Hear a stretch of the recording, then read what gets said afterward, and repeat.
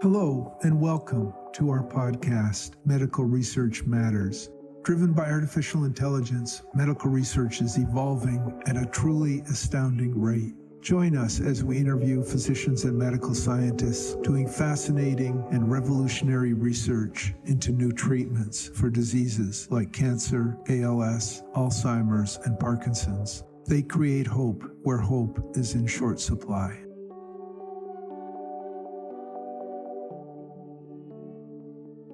Hello, my name is Rod McIver. I'm the founder of Emerging Cures, and I prepared this video to introduce my new podcast, Medical Research Matters.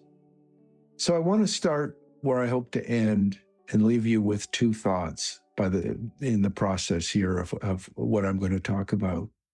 First of all, AI is totally transforming our future, medical science, and what it means to be human. People who work in AI every day know exactly what I'm talking about. People who don't tend to dismiss AI as largely a fantasy or unnecessary or irrelevant or a danger. And almost all of that's untrue. And I won't try and convince you now. I mean, I may explore it very, very briefly, but 2 years from now, life on planet Earth is going to be very different than it is today. And in part, I am a bridge for people who don't understand AI and don't know how to use it to help them in their journey in dealing with a life-threatening disease. It is an invaluable tool. It can help you survive. Second, I want to say I am a searcher and finder for hope based on data and based on hard science. Hope is often in short supply for people dealing with a serious illness or one that can dramatically adversely affect their quality of life. So I'm a searcher on their behalf, on the behalf of people I work with, for solutions that offer real hope. My background is digging for information. For years, I did research for corporate acquirers, what they call pre-offer due diligence, where I would interview customers, competitors, suppliers, former executives, former directors, former major shareholders, and develop an understanding of where the bodies were buried and the skeletons were hidden, as they say, where crucial information that might affect the ultimate financial results of an acquisition the hidden information that the financial results might depend upon. So I've combined those research skills with my knowledge of AI to create this service. And I guess I should also emphasize that I'm a 2-time cancer survivor, and I survived both times finding data on possible solutions, in one case in Germany and another case in Japan, that either solved my situation. Initially, 35 years ago, I had stage 4A non-Hodgkin's lymphoma, 52 tumors. It was in my bone marrow. I had a huge tumor in my upper mesentery. My neck was swollen. I mean, so badly that when I walked down the street, my shadow showed large bumps on the side of my neck. And I was enrolled in the Dana-Farber and experimental autologous bone marrow transplant, but I had so much chemo that I had to be removed from the program. I was anemic. I was a borderline hemophiliac.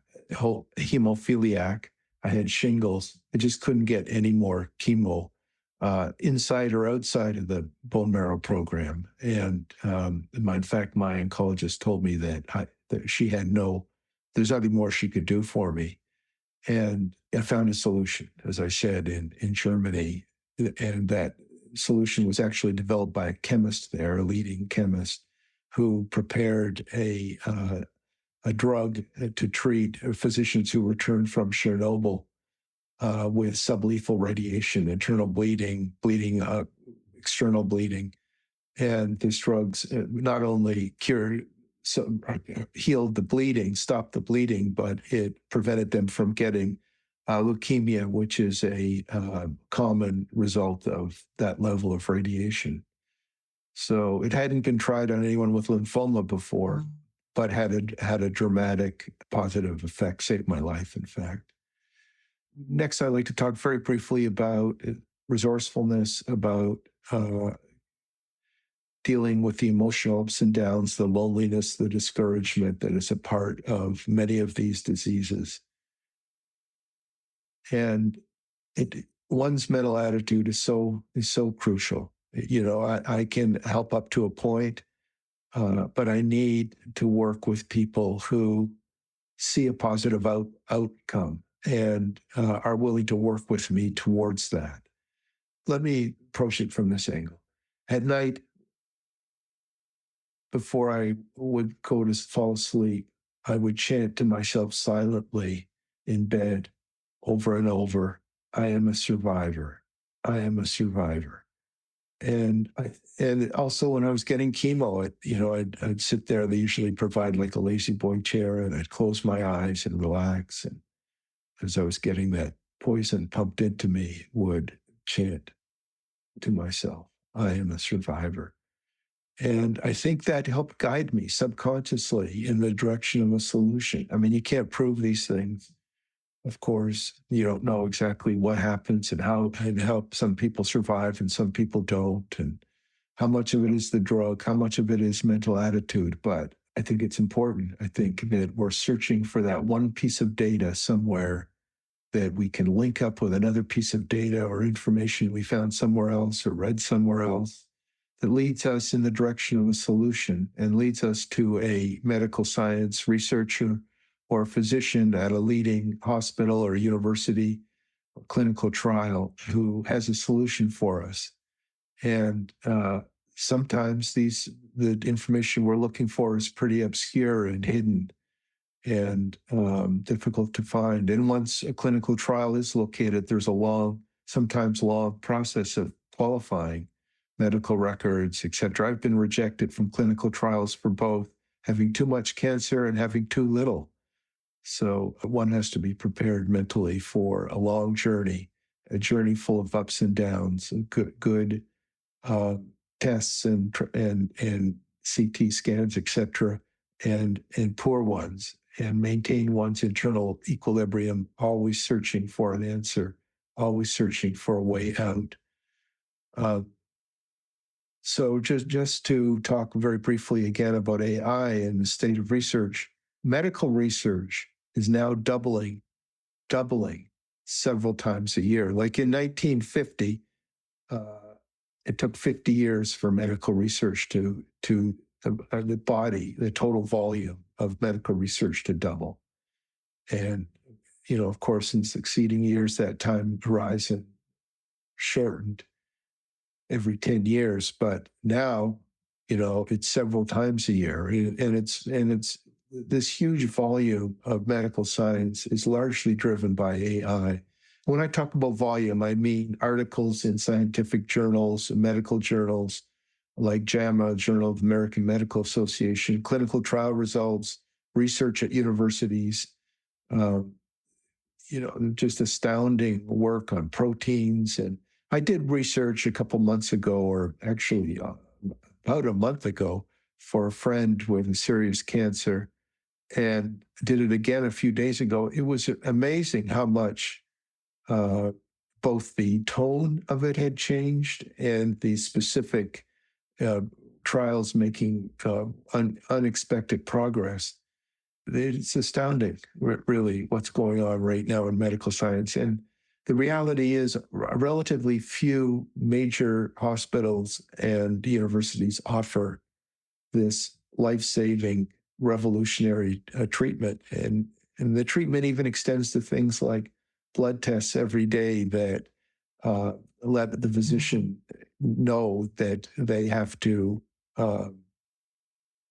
slightly adjust the chemo or the drugs. The treatments are amazing, ranging from injecting people with a genetically modified virus that stimulates certain elements of the immune system and deals with the cancer to, drugs that alter the proteins involved and that specifically target elements of the cancer and avoid healthy cells and thus make a much less toxic and effective treatment. So the important information for people facing life-threatening diseases or diseases that can significantly adversely affect the quality of their life is the treatment right on the leading edge of current medical science. What I found in Germany, I found a similar with prostate cancer, which is the second cancer I had a few years ago. The solution was in Japan. It was, in that case, a genetically modified virus that I was injected with. When I completed the treatment, I had no signs of cancer. It did recur several months later, a year later, but it was successfully treated the second time around with radioactive implants. I did not have to have my prostate removed, which can have a significant impact on one's quality of life. It is the generally recommended course of treatment for the kind of prostate cancer that I had. So, what important research is being done around the world, and it's part of my work to find it. And in both cases, I was able to get the drugs administered in the United States. It's not always easy to find a physician willing to administer these treatments here, but that's part of my service and part of my search is to help not only find the treatment, but help find a way to get it administered. And I wrote an article on the state of the art in cancer research a couple of weeks ago, maybe 3 or 4 weeks ago now.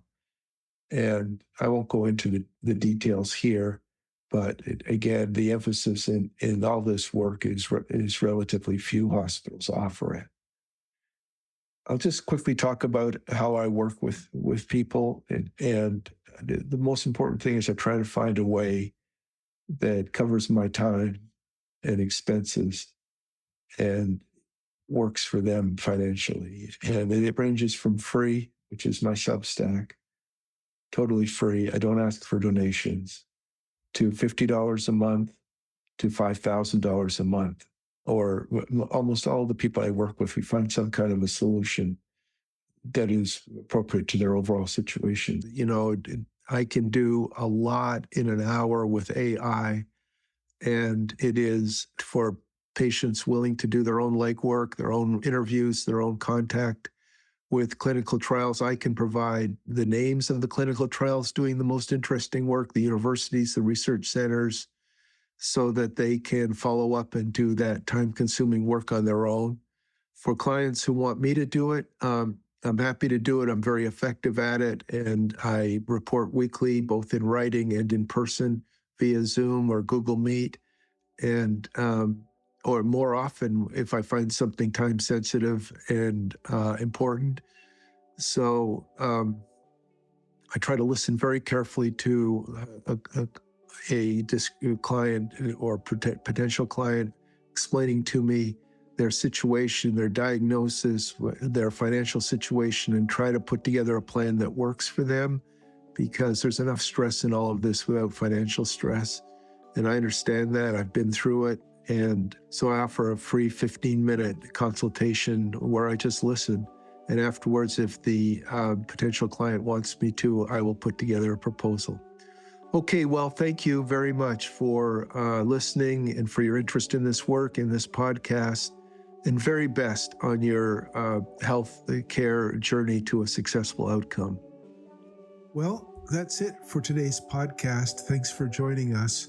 Using the techniques described, AI for an initial search, and in-depth interviews of leading physicians and medical scientists, Emerging Cures helps people dealing with life-threatening diseases find and take advantage of the latest groundbreaking developments in medical research. You can learn more at the Emerging Cures website, URL below in the show notes. There's also my direct email if you would like to contact me. To help us spread the word on this work, please like, subscribe, and follow this channel. It means a lot, and thank you.